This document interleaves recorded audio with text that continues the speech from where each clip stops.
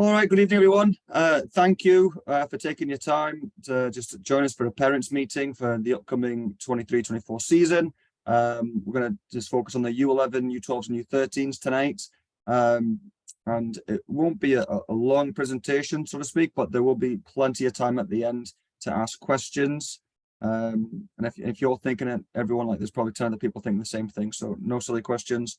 If you do, think of something that you never had a chance to ask tomorrow or next week, don't hesitate to reach out to me as well. I'm happy to answer anything that is covered or not covered this evening. Okay, so we'll get going here.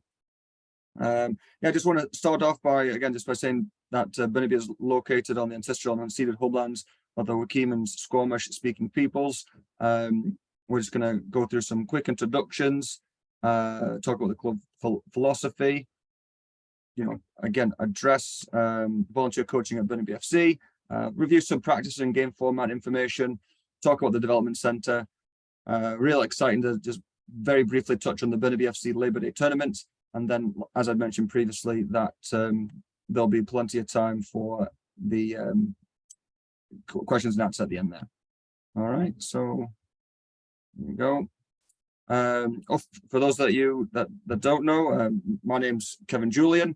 I'm the technical director at Bunnaby BFC, focusing on the U6 to U10s, as also the U11 to U13, so U11 to U18s, Division 2s and 3s. And so the high performance department of the club is overseen by Lee Tregoning, and so again, very capable on that side of things. So if on this call, if you're in that high performance stream, more than welcome to stay, but we're not going to really touch base on that that high performance part of the club. A little bit about myself. I've been the Cliff Avenue United technical director for a number of years now. I've been at the club for 13 years. Was very fortunate to meet the late great Tony Waiters, and he brought me into the club in 2010. I arrived in British Columbia to get my master's degree in kinesiology, focusing on motor learning and applying it to football. Wonderful school.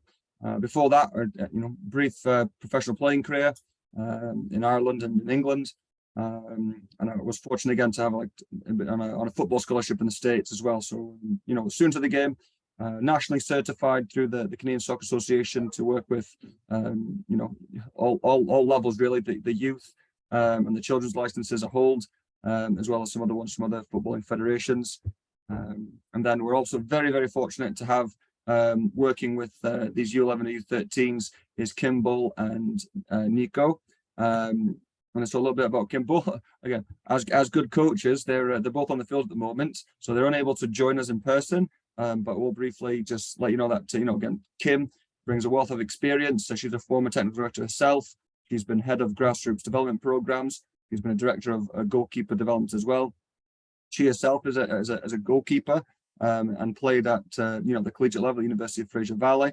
She's assisted coaches in BC provincial programs. She's worked with the Whitecaps. She's worked in various post-secondary institutions. She also is nationally certified specifically to work within this age range to the CSA. And some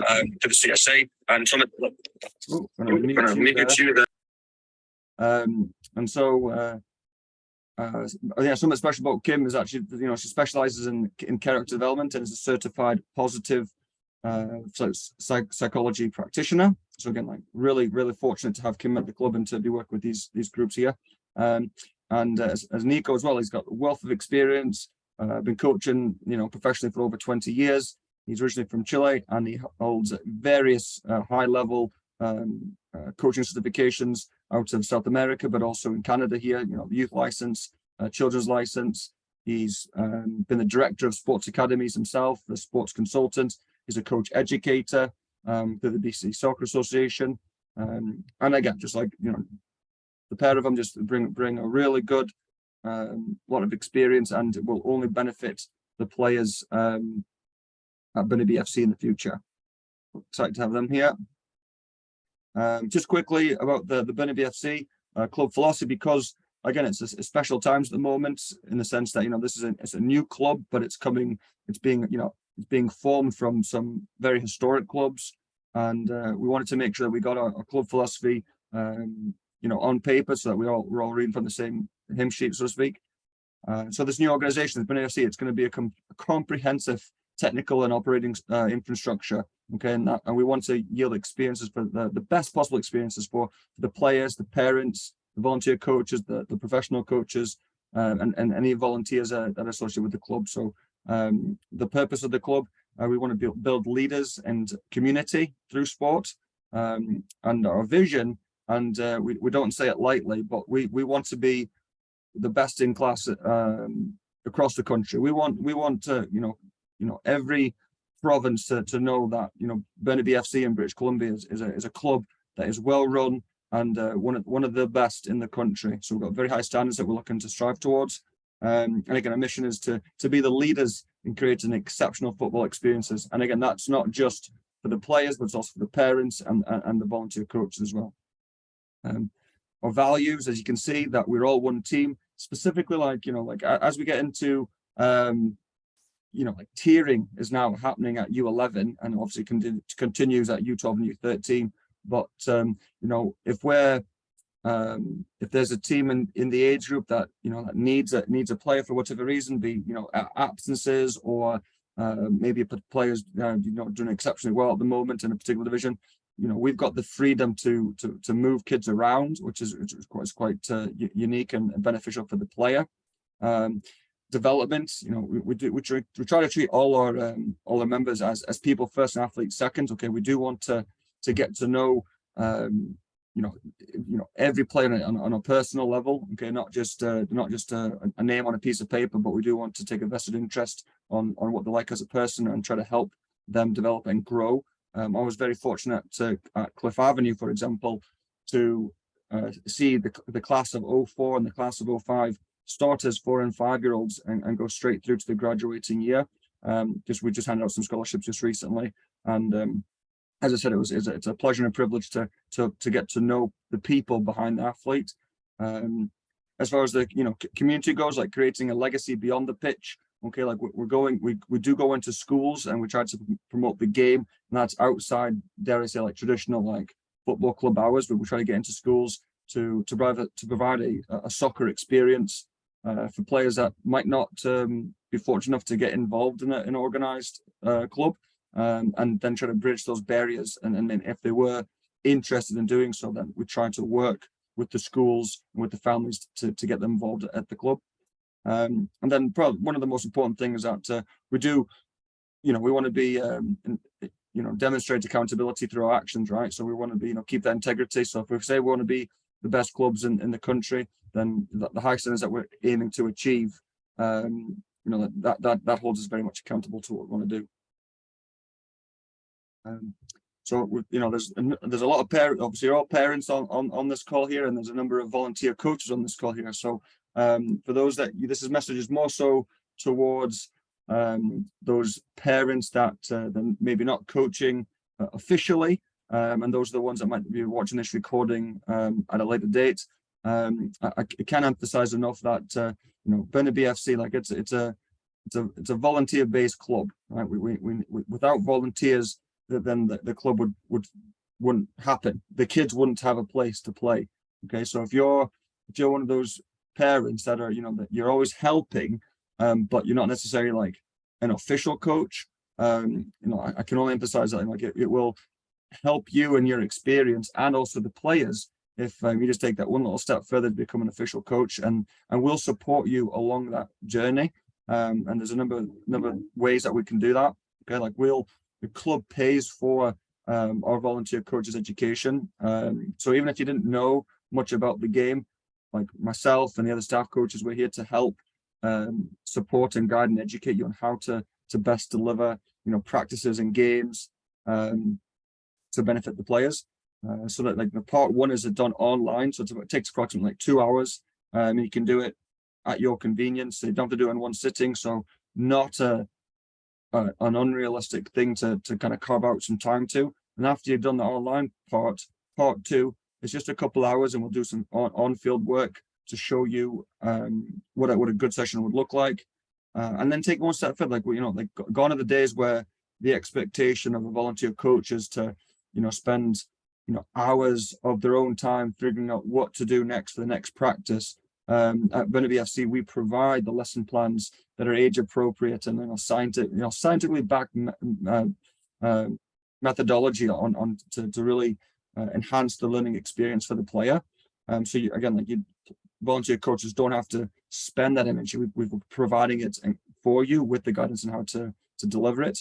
And if you wanted additional support, if you wanted like a staff coach to come either run a session for you or with you, or give you some feedback on how your sessions run, like those, we're just an email away to connect with, to make sure that we can come and support you best you can. If all 2 or 3 coaches were unavailable for a particular night, and we don't want be canceling training for that reason, reach out to us and we'll see what we can do to get a staff coach to cover it as well.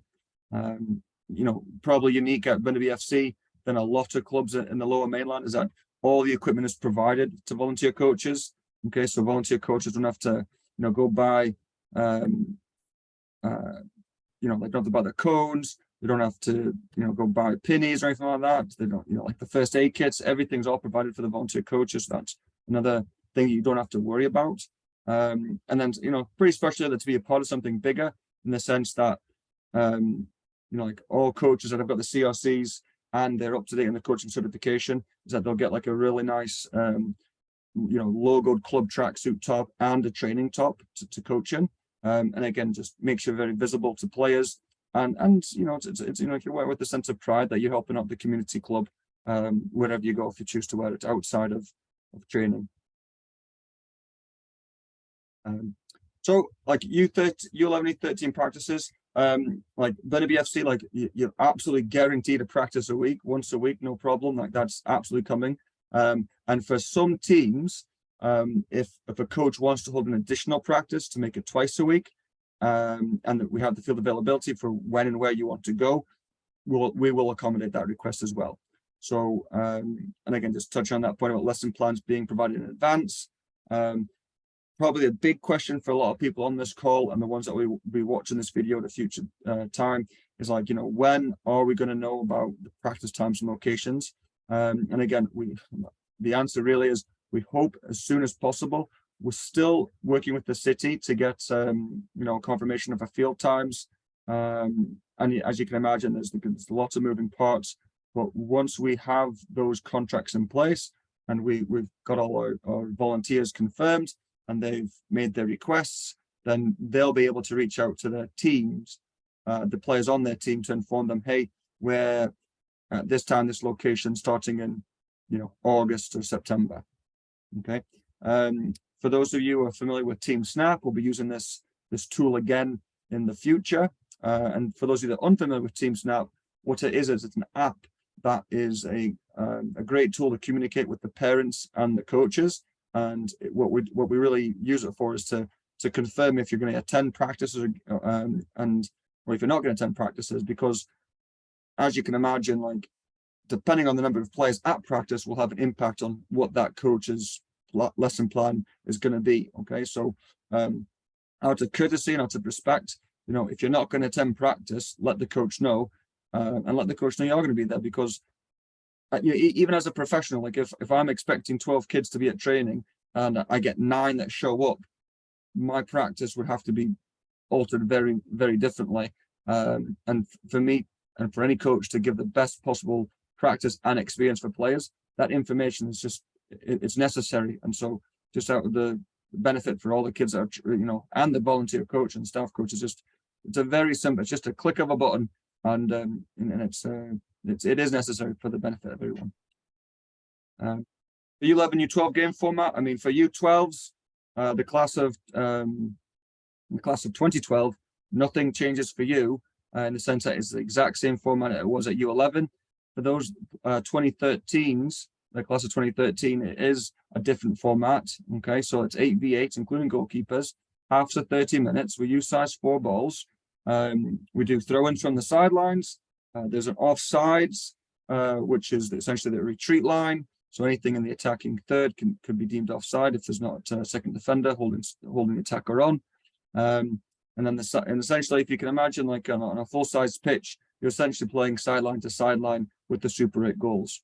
We get the question a lot about is it equal playing time, and with the close position, is it that it's fair playing time for all players? Okay, so what that would mean essentially is that, like, if you're the best player if you're your best player on the team, shouldn't be getting significantly more playing time than with the one of the weakest players on the team if they're both attending practices and showing a good attitude. Like, it's fair that they have comparable minutes on the field. And if and the same thing as if the so-called superstar isn't coming to practices, then it wouldn't be fair for them to have more time on the field than someone that is attending every single practice, whereas someone's just coming in and doing a drop-in service, right? So it is fair playing time for all our players. Okay. U13. This is a very important point here, because this is brand new for this season. The 23-24 season will see a new game format for the U13. So this is the class of 2011. Traditionally at U13, it would be 11v11 full side. But what the CSA have done is that we've changed the game format, and so it's 9v9 including goalkeepers. So the game's a little bit longer, 35-minute halves, a bit bigger, size 5. The other rules are typically the same, but the length of the pitch, there's probably going to be some differences depending if you're playing home and away, and it will strictly come down to field availability. More likely than not, you'll be playing the same thing that you played at U12, sideline to sideline, essentially adding an extra player on each team. But there is a possibility if I'm just going to mute somebody there.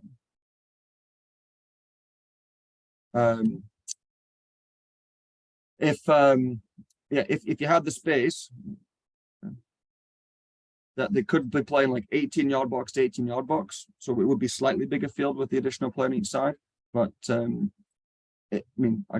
reason I mention this is that just in case a team is ever playing away and they have the luxury to not be playing 2 games side by side because they've got so much field time availability. But more often than not, it'll be 2 games going on side by side on a full-sided pitch.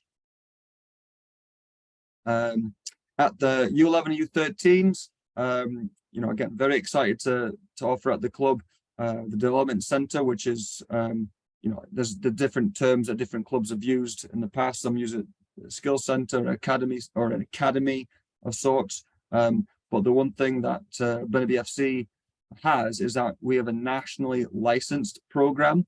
Okay, so what that means is that we're meeting the standards that are set out by the Canadian Soccer Association to call it a development center and a skills center. Okay, so what that means is that we've got all the coaches that are working with these players are nationally certified coaches, and these courses, everyone, they're not weekend courses. Okay, they take time. They're years long. Okay, so a lot of hours go into putting into that coach education, and so the coaches that are in their development centers have put the time and effort to learn the latest science-backed research on how to run those sessions. And of course, as you'd imagine, it all follows the long-term player development and player pathway, and it's open to anyone. Okay, like if the players, it doesn't matter what division you're playing in, you can register for this program, and it is an additional cost, but players do get grouped together as for like abilities. Okay, so you wouldn't have players that are completely mismatched in the same group because that doesn't benefit anyone. But what would happen is that the stronger players get grouped together, middle players get grouped together, and the weaker players get grouped together, so they get the best experience. And again, more details like times, locations, start dates, cost, all that information should be coming out very soon. Everyone will get notified, as well as it being posted on our website and social media. But again, just want to put that on everyone's radar, that there really is quite frankly, there's no reason to go to other programming, such as, you know, private academies or the Whitecaps, because we will have essentially one of the highest standard programs based out of the club. Right. Touch briefly on the tournament here. Like, it's pretty exciting that we've got a Labor Day tournament coming up. The dates are September 2nd to 4th, and this is open to all age groups, U11, U18, and all divisions: Metro, Div 1, Div 2, Div 3. So I only wanted to briefly mention this because, you know, put in your calendar, because when your coaches do reach out to you, they will be asking, you know, hey, what do you guys want to play in the tournament over the Labor Day long weekend? So yeah, it'll be a great event, and very much looking forward to that as well. And with that, you know, worth mentioning, if you haven't already, you know, please go ahead and register, you know, for the upcoming season. The early bird, like it, you know, like the price does go up July 1st. Okay, so if you haven't registered, definitely recommend registering sooner rather than later. But also because it does help the club get information out to families even quicker. Okay, we can get players assigned to teams. We have players that are assigned in divisions at the moment, but of course we can't finalize rosters until we know everyone is registered. If you have any issues registering, you can go ahead and reach out to info@benibfc.com. And again, before we get into some questions, like if you ever need to reach out to me directly, if you forget something that you want to ask this evening, you can always reach out to me as well.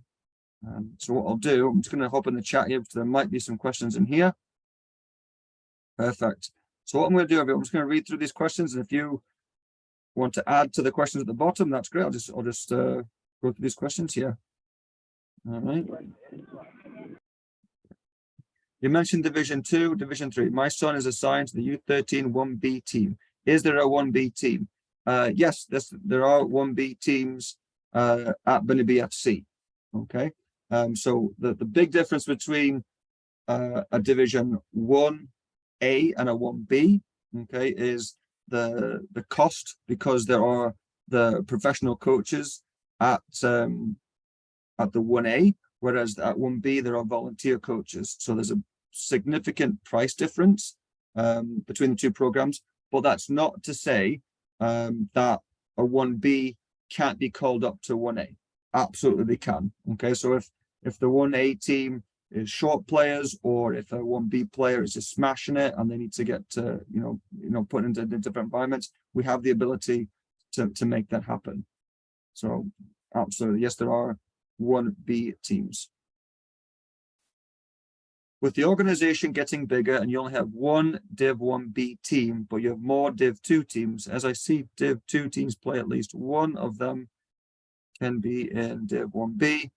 BFC must have more experienced Div 1 coaches besides just one. Is it a lack of talent or development of players, or is it that BFC can't field another 1B team?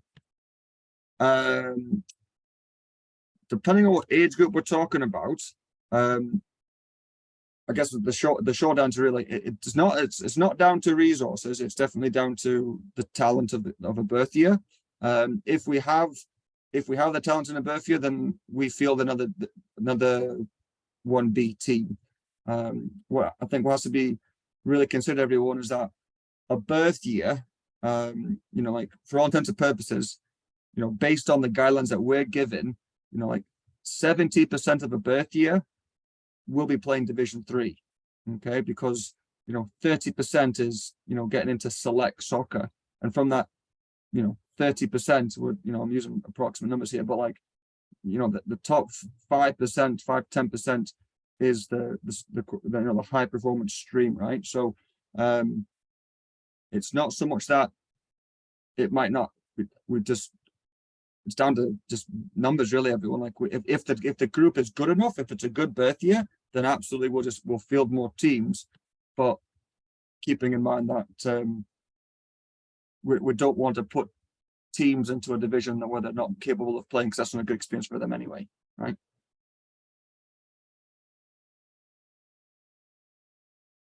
When will we know which team my son is assigned to? Also, I requested for an evaluation to play at a higher level. When will this happen? Okay, two parts. We hope to have people notified, by the end of the month, really. But again, it really does depend on if you've registered or not, because if some teams are only got like half the kids registered, then we have to hold off on and make, dare I say, projections on whether or not we have to combine teams. And so we don't want to turn around and say, oh, you're on this particular team, when that particular team doesn't have everyone registered yet. So we are, to a certain degree, at the mercy of people's registering. And that's why I've mentioned previously, like, if you haven't registered already, go ahead and register so that we can, so we can reach out to people, so coaches can reach out to players sooner rather than later. As far as requesting an evaluation and play at a higher level, what I will do, Abigail, I'll double check to see when and where you've made that request, because they're ongoing. People are making requests to be assessed during this month. For those players that are, from the founding clubs, the players have been assessed over the course of the season. But if players that are new to the club, like players that didn't play for Westburn, Benny Girls, Cliff Avenue, then we'll have to have a look at them because we've got no information on them.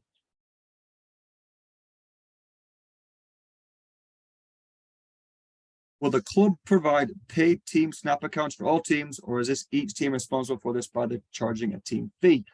The club provides it. Okay. So this is essentially included in your registration. So again, another benefit that Burnaby FC is trying to be, one of the best clubs in Canada, is because we want to make sure that the communication between parents and coaches is as clear and concise and precise as possible. Will existing Div 2 teams be able to stay together next season?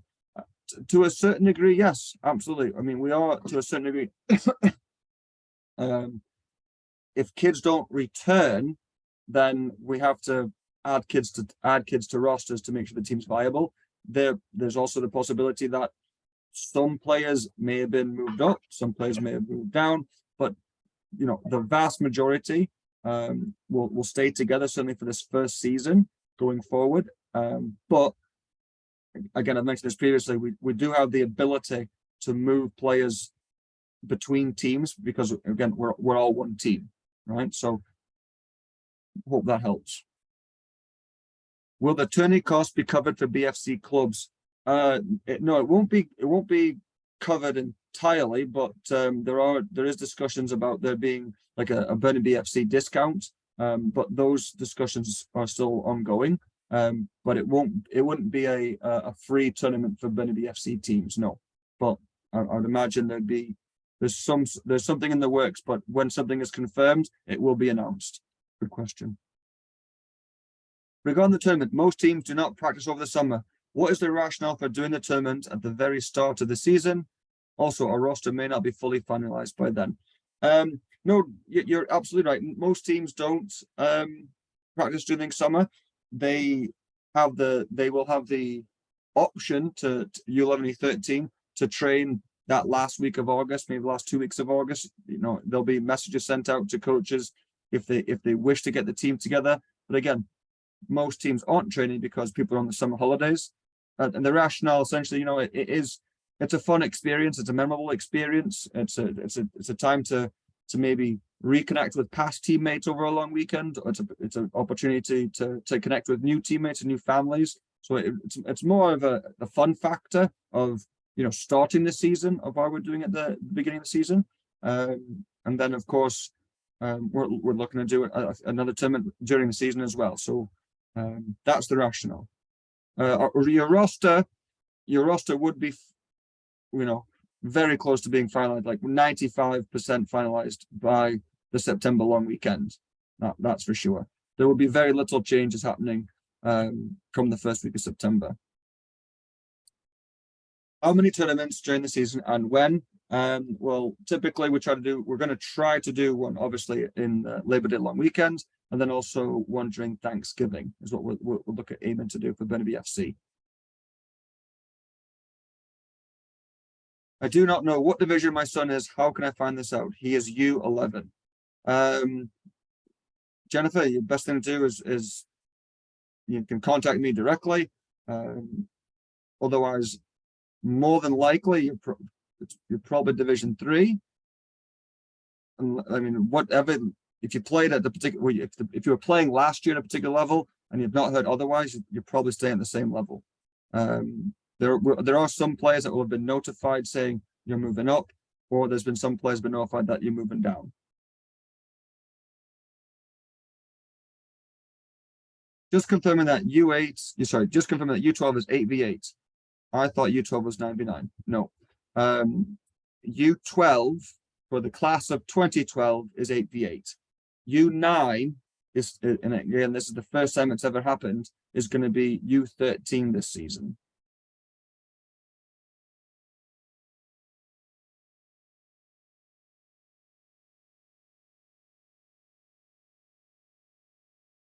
And when can coaches expect to see the rosters? Peter, again, that we're waiting for people to register. We do hope to have,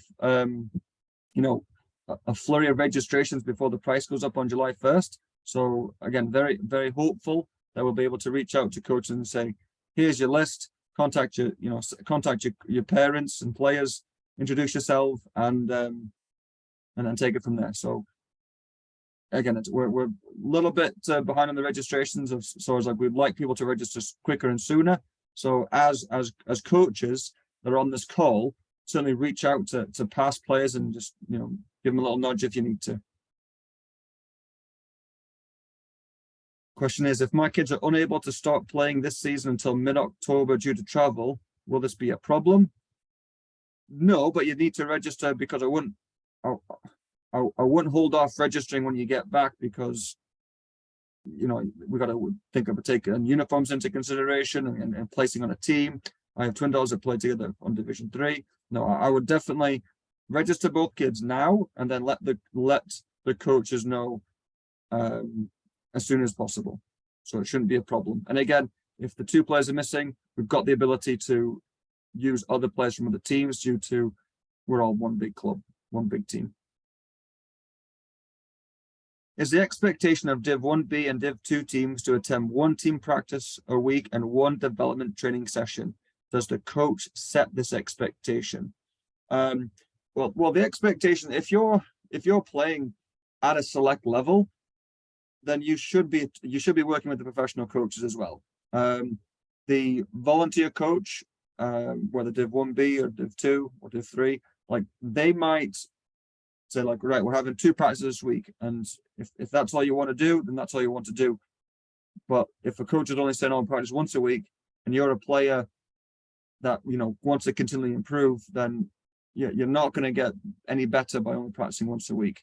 Again, if your child has got ambitions of progressing, whether it's Div 3 to Div 2 or Div 2 to Div 1, then it would be in your best interest to go to the development center to work with the professional coaches. On a couple of reasons, right? They're gonna improve you as a player, but also when the teams and the rosters are getting finalized for next season, there's no tryouts per se. Like, kids get assessed over the course of the season. Okay, so it's the staff coaches watching games and practices throughout the season, run by the volunteer coaches, but also when they have got that that contact time with players in the development center.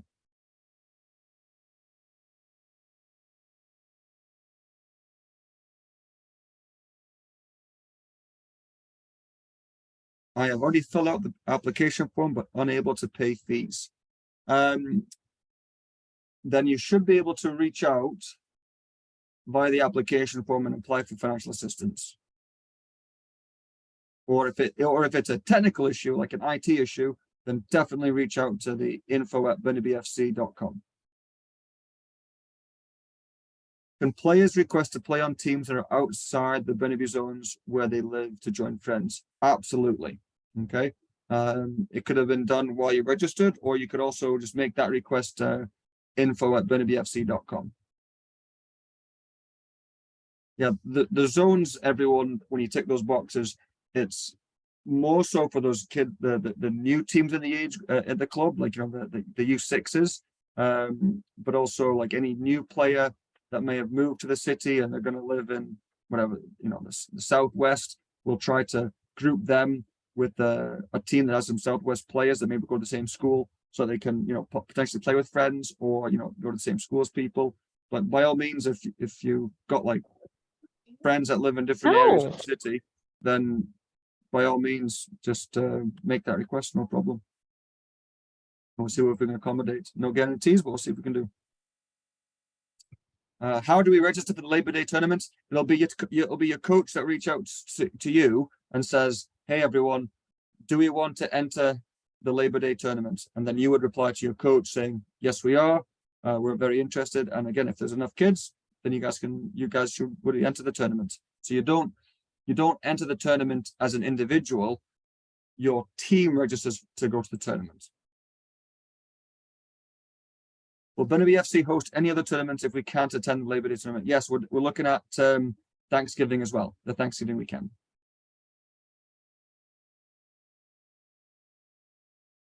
The cost of the tournament has to be organized by the manager, as he or she connects funding from your sons or daughters roster. Yeah, typically whatever the cost of the tournament turns out to be, the people who are attending, or the team that's attending, like split the cost amongst the families. That's how that works. All right. Regarding 1B teams, whereas Div 1 teams are being managed by Lee on the high performance side of BFC, how will Kevin, Kim, and Nico be working with Lee and Div 1 coaches to ensure there's a system-based approach to ensure that Division 1B players are best provided with optimal training opportunities?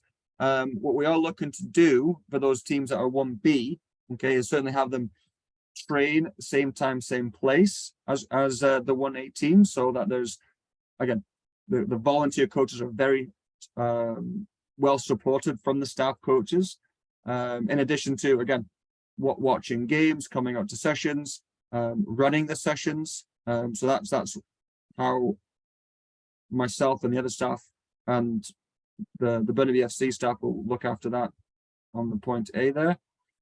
And B, has BFC considered how to integrate Div 1 coaches to support the Div 1B coaches? Well, I think I just touched on that. As like, if they're training side by side, which is our intention, then we would be able to, you know, hop in when needed, provide some feedback, adjust things as we think would be necessary, observe players to see how they're doing.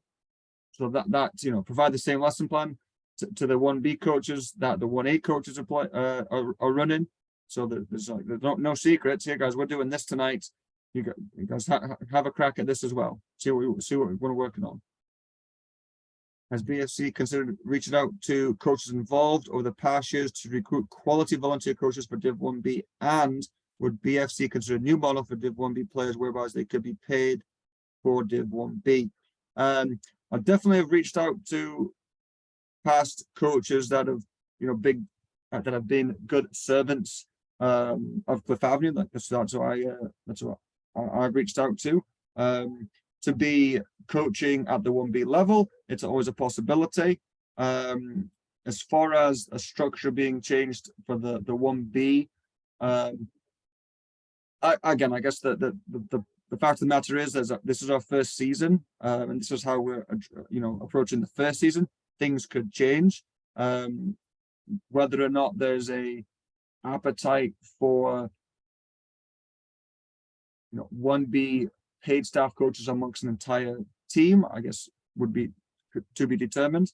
I don't think there's going to be so much support provided to those 1B teams that I don't know if it would be worth hiring a private coach, for example. Like if it was a team's decision, say, oh, let's go get a professional coach that we can hire ourselves. But I suppose my short answer for this one is like, this is how we're approaching it for the year one, and always open to, you know, constantly evolving to make a better experience for 1B players.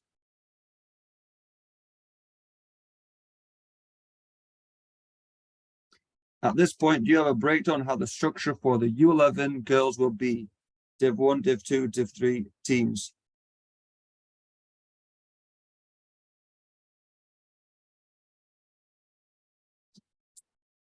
Something you have to maybe unmute yourself here. I'm not quite sure I understand the question of a breakdown of the structure. Like there's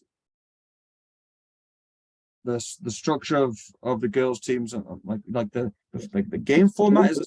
Yeah, hey Sam, so you just elaborate on that question. I'm not sure I understand it.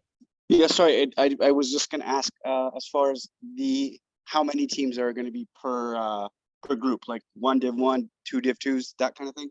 Oh, absolutely. I know, I got it now. It really, honestly, it really does depend on registrations. But again, kind of as I mentioned previously, like the volume of players like should be playing at the Division 3 level, like just based on rationale, like like that select soccer isn't like a 50-50 split. Like it's not gonna have like half the group is Division 3, half the group is select soccer. It's a bit more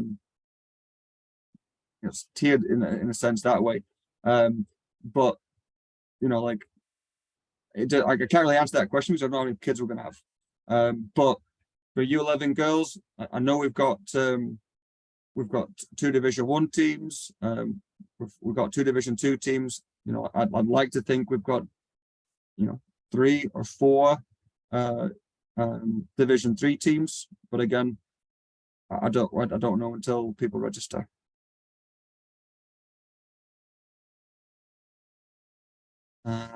Also, when registering, can we request a team or coach? You should be able to, but as I mentioned previously, like if you want to drop the info at BFC.com, a quick line, that's a way to do it as well. The clubs like Cliff Avenue and Burnaby Girls, because we're using the same registration system, like they actually kind of get assigned to the previous team already, kind of by default, and then we go through to make sure that they're playing at the right level. So always worth sending as a message. But if it's a request to be on the same team or with the same coach as last year, as long as they're coaching, there's a pretty good chance this can happen. I heard there will be a sizing night for the kids. When will that be? There has been some sizings for like the track suits and whatnot for the Division 1s, because they have paid additional costs for those items. It's kind of like they pay for it, but it's included in the registration. So that's part of the reason why they got a higher registration. So there's not like a sizing night for everyone, but typically what happens is that there's a bell curve of sizes for a team coach. And so based on historic data on how many small, medium, larges, a U11 team would need, that gets provided to the coach. And then if, for example, there's a player that needs different size, there'll be an exchange night before the season starts, but there'll be an opportunity to change the sizes then. Do you know what day of the week the development training will be? Again, not confirmed, but we are looking to have that confirmed imminently, like in the next couple of weeks before the end of the month is what we're looking at, is what we're really aiming to accomplish, because that way everyone can look to the fall season and know that here's our development center training nights. So nothing's confirmed yet, but certainly soon. I may have missed this, but did you mention that 1B players should register for the Div 2-3 and not the Development 1 team, as fees develop substantially? No, Div 1B players, they do register for the Div 2-3 price point, because there's a big difference between Division 1B, Div 2, Div 3, and Division 1A at the U11, U12, U13 level. Okay, so when you go to the registration, there's actually a little note saying, if you've been informed that you're 1B, register for this line here. Do you know the practice days of the U13 2011 girls? I do not yet. What we're waiting for is for the coaches themselves to, when the club's going to reach out to, once the coaches list is finalized, reach out to the coach and say, what is your preferred practice time and location? And then they'll get hopefully the green light that we can accommodate that. And then they will reach out to the players to let them know that they are practicing at a specific time or location. In the past seasons, there had been a lack of volunteer coaches for the team my son was on. Do you have enough volunteer coaches for the players who have already registered? I guess the fact of the matter is we will never have too many volunteer coaches. We will never have too many. So if any, as I mentioned previously in the presentation, that anyone that is interested in volunteering, just reach out to me and we will support you regardless of your current soccer knowledge, because we're here to educate and support you to be, you know, a good soccer coach and to provide the best environment for the players. Do we have enough volunteer coaches for the players who have registered already? We do, but again, we're expecting more players to register, and in the dream scenario, we'd probably have 3 coaches on every team, just so that you know, that's a nice coach to player ratio. Even as a professional, if I've got to work with, you know, 10-year-olds, or, you know, like it's always nice to have an extra set of hands or extra set of eyes to work with the players, to give them the most attention. Okay, so again, if you know anyone that is interested in volunteer coaching, you know, we will never have enough. We could always do with more. Also, wondering about practice days. Will all the U13 girls be on the same days regardless of division, or up to the coaches to pick the days and fields? What we would like, what we hope, is that the age group at the same division will hopefully be able to practice the same time, same place. Again, that one age group is one team concept. It does definitely come down to the coach and field availability. But again, that would be that is something that we're trying to organize and to make happen, that, you know, an age group would be at a practice field at a particular time. My son is in the Division 1B in 2011. I know one of my son's teammates is thinking about moving to another team because he wants to be in the 1A in the fall. We also heard from someone Div 1 will be split by location, not ability.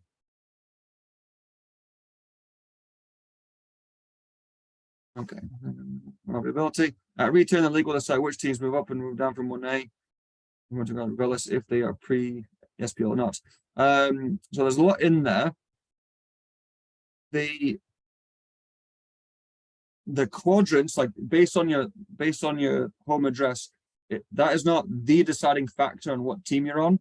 As I mentioned previously, it's more so for something like these age range, U11, U13. It's more so for maybe new kids coming to the area, where we can help place them on teams that have got, you know, the majority of players in a particular area, so that, you know, close to friends, can carpool. But there will be teams from U11, U13 that are made up of players from different quadrants. We don't. It's not going to fall as smoothly as we have a quadrant 1 and a quadrant 2, and they're separate. It's not going to work right that way, because again, like the teams themselves were very unlikely to be balanced, because you wouldn't be able to have, you know, a team potentially with, you know, all forwards and another team with all defenders, and just be based on where the home address is, right? So the information of where you live is used, but it's not the deciding factor on what team you're on. And then in terms of the re-tiering, yeah, absolutely. Like there's like teams get re-tiered based on how they're doing around Thanksgiving. So yeah, if there's a team that's in Division 2 and they're doing exceptionally well, they get grouped together with other teams, whether it's, you know, other Division 2 teams that have been doing exceptionally well, or maybe some 1B teams that haven't been doing so well. So there is a bit of team movement based on results. So yeah, the league does work with the technical directors to make the schedule as competitive and equal as possible.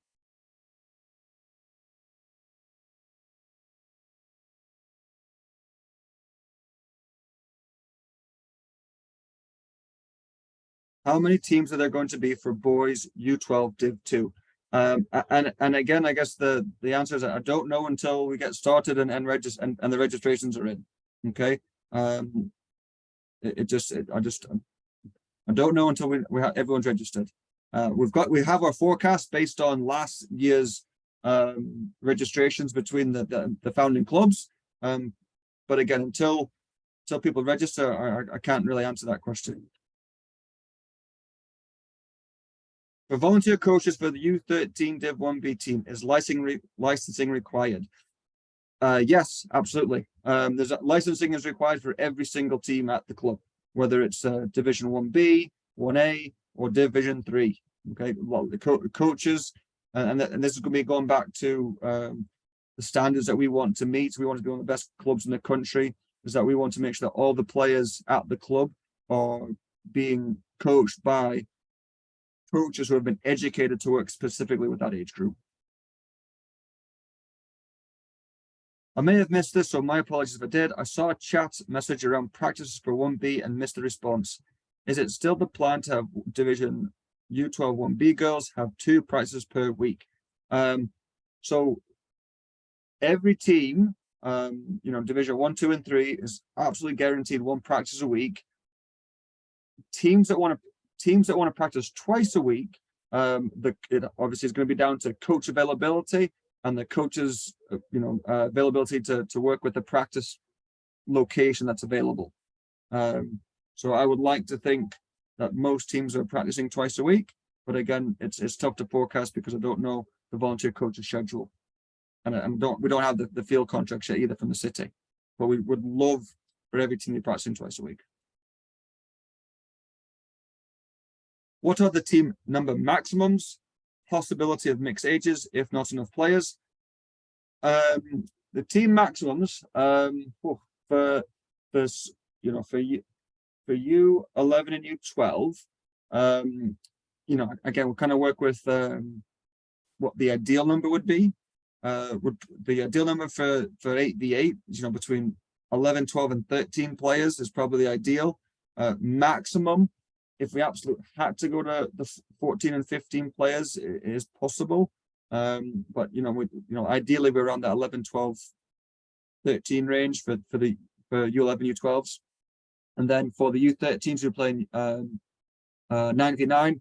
Again, 13 players would be probably ideal. But if we had to go up to 14 or 15 kids, then we would have to do that as well. And that would basically based on, the standard of the players and whether or not we need to, like, this particular player is definitely a Division 2 kid. Let's get him on a Division 2 roster. Those sort of things. And then there is a possibility of mixed age groups, but one thing that we hope comes out of the amalgamation of the clubs in Burnaby is that we don't have to have kids that are not playing in their birth year because of low numbers. Designated game days, boys will still play on Saturdays and girls will play on Sundays.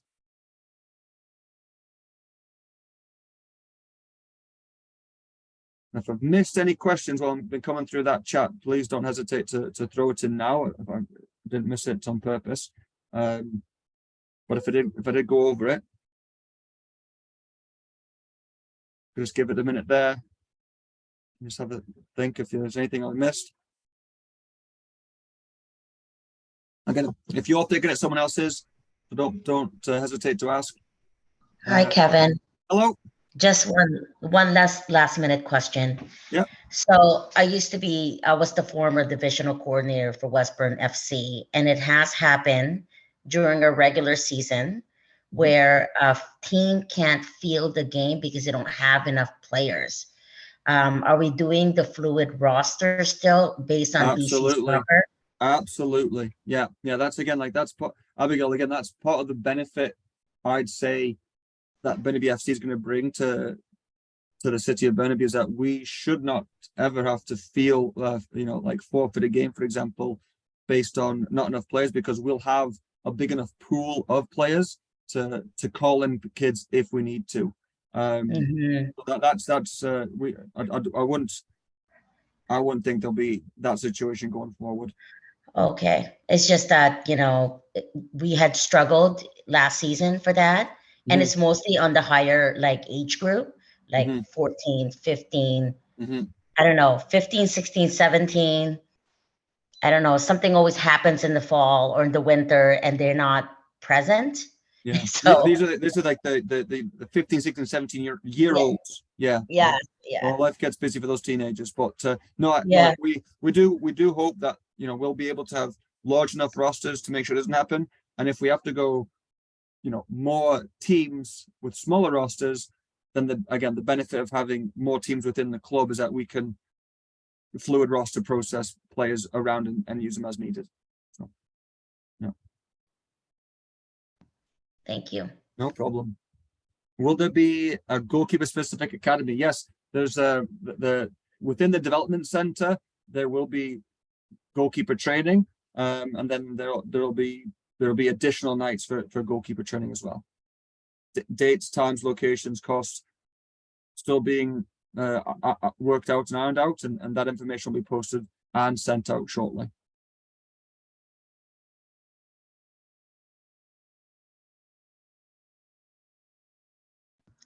Sorry, you mentioned academy, development night. You said that would be announced in the website shortly, you said? Yeah, we'll Is hopefully that typically like on a week? It's hopefully by the end of the ideally month. gonna be, yeah. Yeah, we hope that we want to get as much information out to everyone before the summer holidays. Before when Okay. people get off school, we want to make sure that people hopefully know what their schedule is. For September is what we hope. Okay. Is that we're working hard for it. Again, there's a couple of factors that we don't have control over. Like I mentioned, we're working with the city. We're working with some other private entities that we're going to rent fields out of. But as soon as we get those schedules confirmed, and we'll be able to confirm with coaches what they can do, and then we'll be able to say, here's your playlist, reach out to your players to let them know your time and location for practices. Yeah. I see.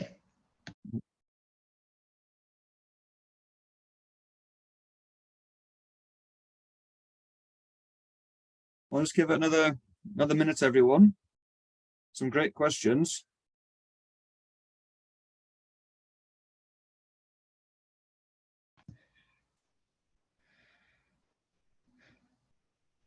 And again, what I'm going to do, everyone, I'm going to send out this recording to everyone, so everyone has it. So if anyone that wasn't able to attend can watch it, and then and again, if you think of something, tonight or tomorrow, next week, don't hesitate just to reach out and we'll get you an answer. Development to be in the central location, so equal distance for those all across Burnaby. Yeah, absolutely. That's what we're absolutely trying to make those things happen. Be it, there's quite frankly, there's probably two scenarios. The development is in the central area, or there's two options. There's one in the south, one in the north. We're definitely mindful of trying to make the commute for families easier now that we're a one club city, with the exception of South Burnaby for now.